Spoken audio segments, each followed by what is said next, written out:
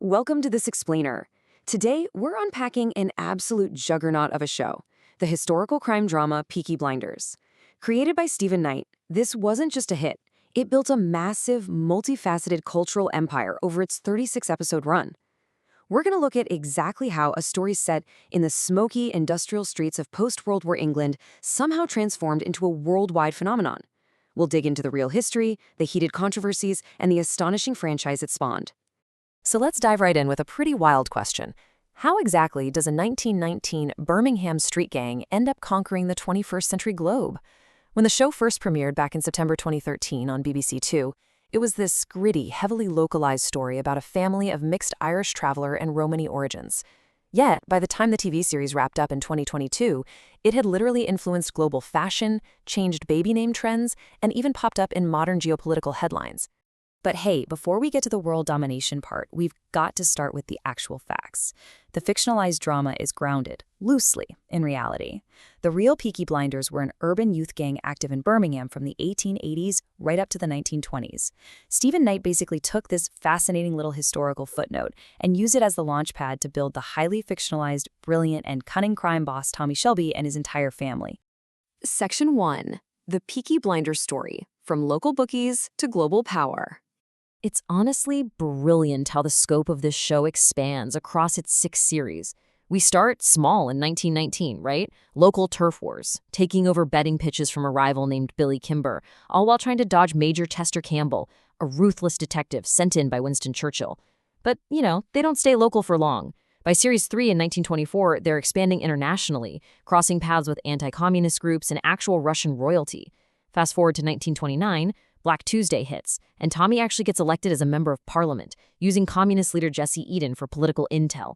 And finally, by Series 6 in 1933, the show is tackling the end of U.S. prohibition alongside the terrifying rise of the Nazi Party in Germany and Oswald Mosley's British Union of Fascists. It's a masterclass in scaling up a narrative from street-level brawls to global geopolitics. Section 2. Bringing Birmingham to life, production, and the massive cast.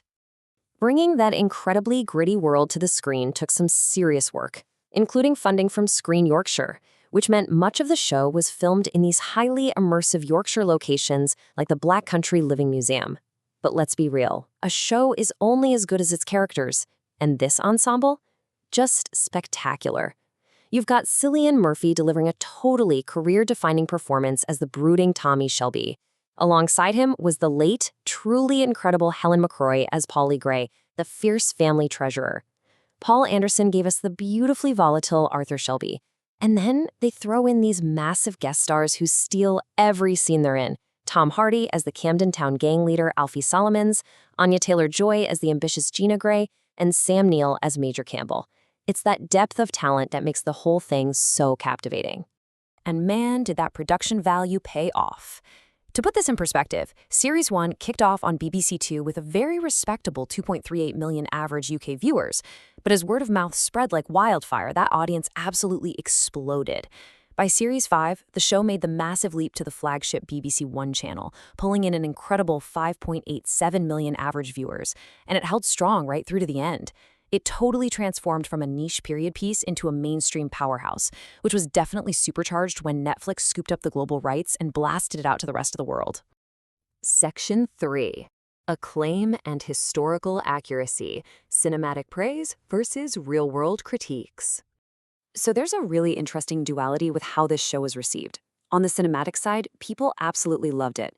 It won a BAFTA for Best Drama Series, and critics praised the incredibly stylish cinematography, the smart storytelling, and the raw acting. They loved how visceral working-class history felt on screen. But historians and cultural critics, well, they had some notes. A major sticking point was the lack of hired linguists, which resulted in characters of Romani descent frequently speaking broken Romanian instead of the actual Romani language. There was also a pretty spirited debate over whether the show leaned too hard into anti-Gypsy stereotypes by painting these characters as predominantly violent and deceitful, even while putting them right at the center of the story. And this tension between dramatic license and historical fact, it really hit a boiling point with the introduction of Jesse Eden in Series 4 and 5. The real Jesse Eden was this fiercely dedicated British communist and trade union leader, but the show's heavily fictionalized take on her that sparked some serious real-world controversy. Graham Stevenson, who was a trade union leader, a writer, and actually a personal friend of the real Jesse Eden, didn't hold back.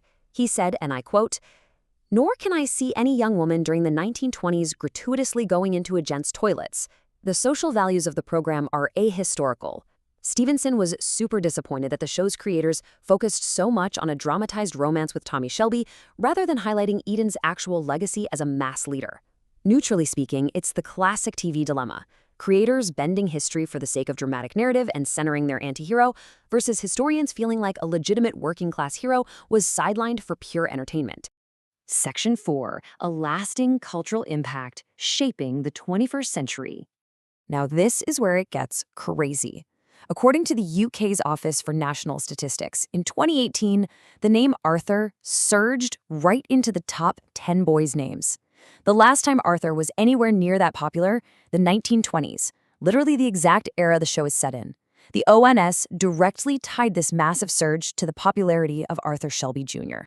And it wasn't just the boys either. The name Ada, obviously inspired by the brilliant Ada Thorne, jumped into the girls' top 100 in 2018 for the very first time in a century. It just goes to show, people weren't just passively watching this series, these characters were actively changing modern family demographics. But if you zoom out to a global scale, the cultural impact is almost surreal. In December 2024, soldiers in a National Guard of Ukraine unit, literally named the Peaky Blinders Unit, received unique gifts sent directly from the show's creators. And get this, in 2025, over in Afghanistan, 4 men were ordered to report to the Taliban government's Department of Vice and Virtue, simply for wearing costumes inspired by the show. The distinct aesthetic of a 1920s Birmingham gang literally bled into 21st century global conflict zones and political spheres. That's an absolutely unprecedented level of cultural reach. Section 5. Expanding the franchise beyond the TV screen. So, what's next? Well, the universe is blowing up way past those original 36 episodes. The biggest drop is the upcoming feature film, Peaky Blinders: The Immortal Man. That brings Cillian Murphy back as Tommy Shelby, hitting cinemas in March 2026 before it lands on Netflix. But wait, there's more. A brand new Netflix sequel series is already filming. Beyond the screen, you've got puzzle adventure video games like Mastermind, a MetaQuest VR game called The King's Ransom, and even a massive stage production by Rambert Dance called The Redemption of Thomas Shelby. The whole thing has basically mutated into every form of modern media imaginable. So I leave you with this. With a massive blockbuster film hitting in 2026, an entire sequel series currently in the works, and a cultural grip that dictates everything from baby names to international headlines, will the sun ever truly set on the Shelby Empire? Stephen Knight took a tiny historical footnote and forged an immortal modern myth. The main takeaway here, Peaky Blinders is no longer just a television show, it's a global lifestyle brand. Thanks so much for joining me for this explainer, and I hope this dive gave you a whole new appreciation for this amazing phenomenon.